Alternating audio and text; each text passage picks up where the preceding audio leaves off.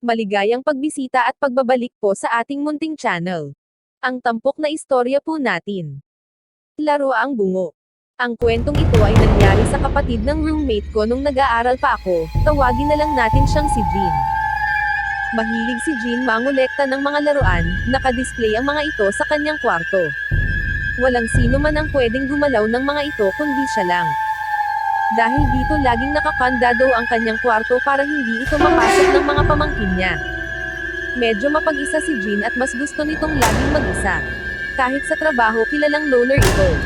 Bawat sweldo ay pumupunta siya sa toy store para bumili ng laro ang kokolektahin.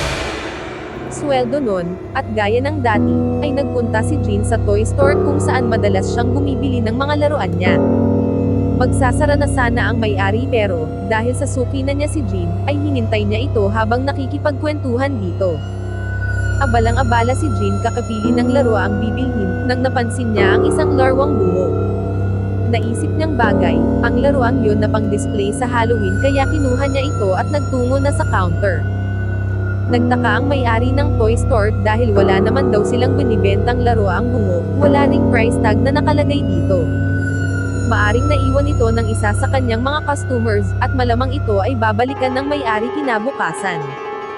Sinabi niya kay Jean na hindi iyon binibenta, pero nagpumilit ang lalaki na bilhin iyon. Ayaw sanang ibenta ng may-ari ang laruan, pero kalaunan ay pumayag ito dahil sa kakulitan ni Jean.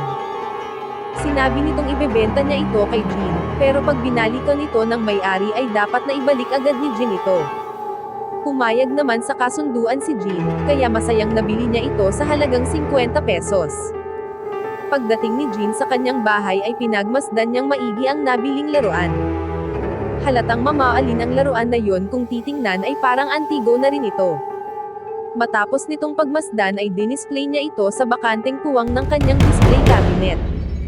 Normal lang ang mga sumunod na araw, gumigising siya ng 5:30 AM para maghanda para sa trabaho, 8 AM ang pasok niya kaya alas 7:30 ay papunta na siya sa kanyang opisina. Umuwi siya ng alas 12 ng tanghali, para kumain, bago bumalik sa opisina ng 12:45 PM. Nakasanayan na ni Jean ito araw-araw, ika nga nila ay routine, na ito ng buhay niya. Biyernes iyon, nagising si Jean ng mas maaga. 3 AM pa lang, pinilit niyang matulog ulit pero hindi na talaga siya makabalik sa pagtulog kaya bumangon na lang ito at pinagmasdan ang kanyang mga laruan. Mula sa mga larwang robot, mga scale models ng eroplano, at mga barko hanggang sa mga kutsilyo na hango sa mga video games na nilalaro niya na pinapagawa pa niya sa isang sikat na modern panday na si Jonas. Tuwang-tuwa siya sa kanyang koleksyon, masilayan lang niya ang mga ito ay masaya na siya. Hindi niya naisip na humanap ng nobyo o gumawa ng sariling pamilya, nasa isipan lang niya lagi ang kanyang koleksyon. Napansin ni Gino na nawawala ang nabili niyang bungo, galit na galit itong lumabas ng kwarto para tanungin ang kasambahay nila na siya lang ang nakakapasok sa kwarto niya para maglinis. Sa galit niya, hindi niya napansin ang paligid pagkalabas niya ng kwarto. Dumiretso siya sa kwarto ng kasambahay ngunit wala ito. Nagtaka siya kung bakit walang katao-tao sa bahay nila gayong umaga pa naman.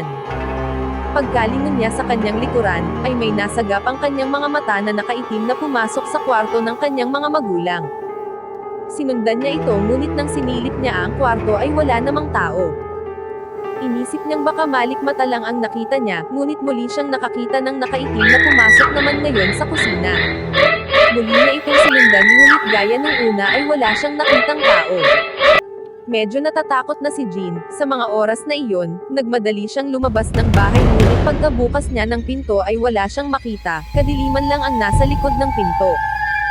Naisip niyang baka nananaginip lamang siya, kaya pinisil niya ang sarili. Hindi iyon panaginip. Sinigaw niya ang pangalan ng kanyang mga magulang, kapatid at kasambahay, ngunit walang sumasagot. Tumakbo siya papuntang kwarto, nang nanindig ang kanyang balahibo, nakita niya sa sala ang mga taong nakaitim at nakaputi na nakatayo at nakaupo sa sala. Malabo ang mga mukha nito, hindi niya maaari kung lalaki o babae ang mga ito, hugis tao lang sila pero malabo ang mga mukha.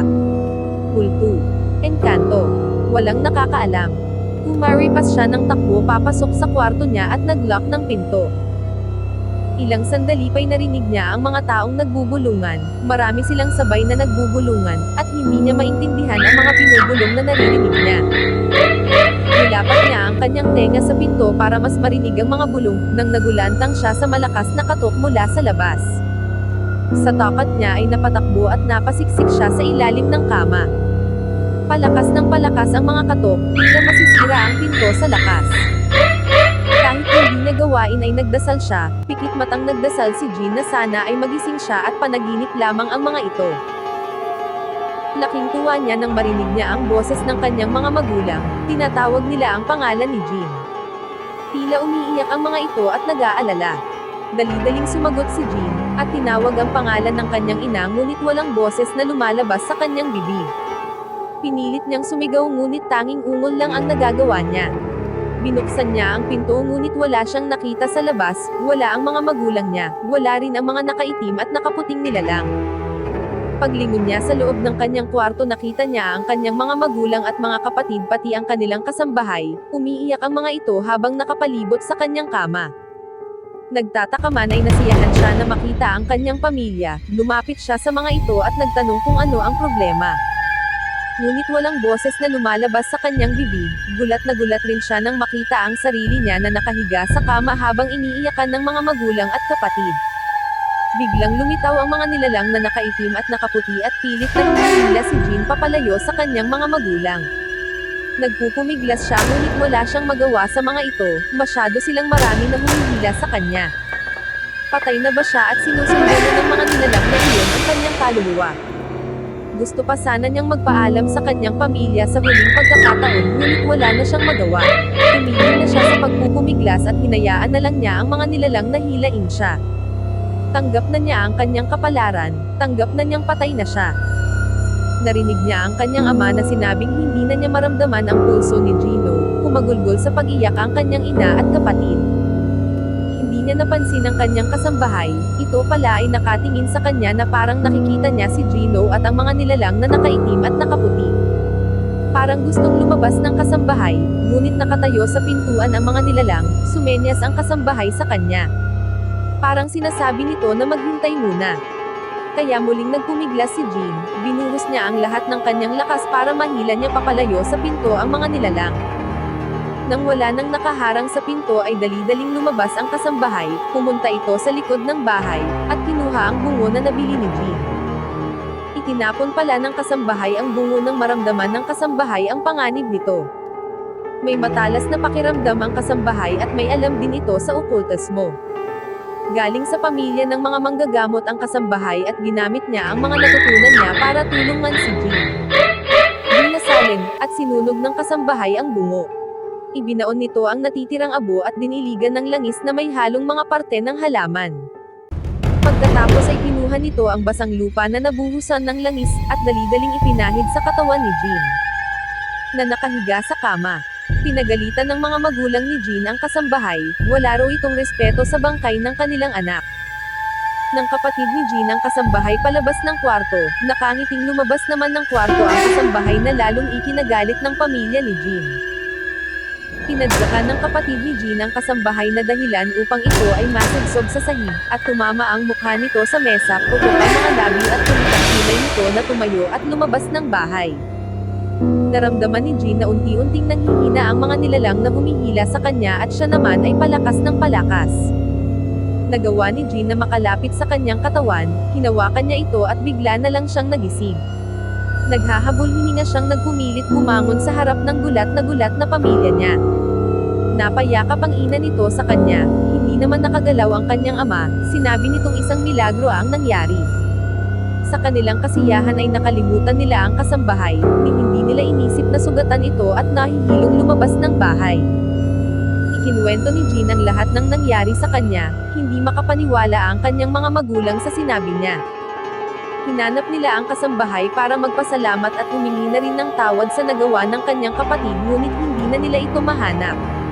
Nagtanong-tanong sila sa mga kapitbahay, at may nakapagsabi na nakita daw nila ito na naggugas ng kanyang gagawang mukha sa may ilog. Pinuntahan agad ng kanyang ama at kapatid ang ilog habang si Jean at kanyang ina naman ay bumalik ng bahay para makapagpahinga. Nasa ilog na ang ama at kapatid ni Jean ngunit wala doon ang kasambahay. Tinawag nila ang pangalan nito ngunit walang sumasagot. Tinangkang tumawid ng kapatid ni Jean sa ilog ngunit nagulat ito nang mapansing malalim pala ang gitnang parte ng ilog. Mula sa gitna na kinatatayuan ng kapatid ni Jean, ay nakita niya ang isang pares ng sandal na gamit ng kanilang kasambahay. Nilangoy niya ito at nakita ang kanilang kasambahay na nangingisay na sa ilalim ng tubig. Sinisid niya ito at tinangkang sagipin, ngunit tinangay na ito sa mas malalim na parte ng ilog ng malakas na agos nito. Sinigawan niya ang ama para humingi ng tulong na dali-dali namang tumakbo sa kabahayan. Sinisid uli niya ang ilog at pilit hinanap ang kasambahay ngunit wala na ito. Tumawid siya sa kabilang parte ng ilog nang makita niya ang kanilang kasambahay na amamon sa ilog. Natuwa siya at tinawag ang pangalan nito ngunit hindi yata ito narinig. Dumiretso ang kasambahay na naglalakad papunta sa kakahuyan. Nagtaka ang kapatid ni Jean sa nakita, wala na itong sugat at hindi basa ang mga damit nito. Sinundan niya ito sa kakahuyan ngunit hindi na niya ito matagpuan. Dumating naman ang mga tanod na tinawag ng ama niya at dali-daling sumisid sa ilog. Sinigawan niya ang mga ito na wala na sa ilog ang kasambahay, at nasa kakahuyan na ito, pero hindi na siya narinig ng tanod na sumisid na sa ilalim. Ilang sandali pa ay amahon ang tanod, humingi ito ng lubod, at sumisid pabalik. Nagtaka ang kapatid ni Jean kung ano ang ginagawa ng tanod at para saan ang lubid. Nanlaki ang kanyang mga mata nang makitang amahon ang tanod na hila-hila ang bangkay ng kasambahay. Pinilit nila itong sagipin ngunit wala na itong buhay. Mababakas sa mukha ng kasambahay na ito ay sugatan. May nakakita din dito na sugatan ito galing sa bahay nila Jean, at pasuray-suray na naglakad papunta sa ilog. Agad na pinaimbestigahan ng barangay ang pamilya ni Jean, dumiretso sila sa kapulisan.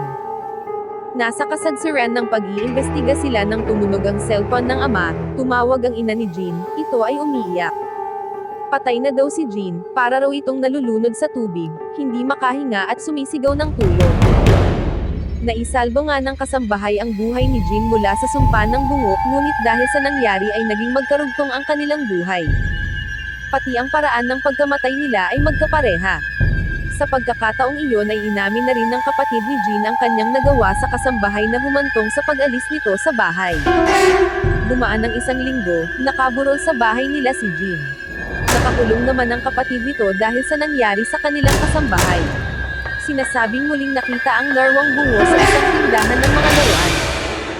Hindi ko na alam at wala akong balak na alamin, panay kamalasan at masamang pangyayari ang dala ng bungo na iyon. Sana po, ay nagustuhan nyo ang ating story series. Hanggang dito na lang po muna. Maraming salamat po sa pakikinig.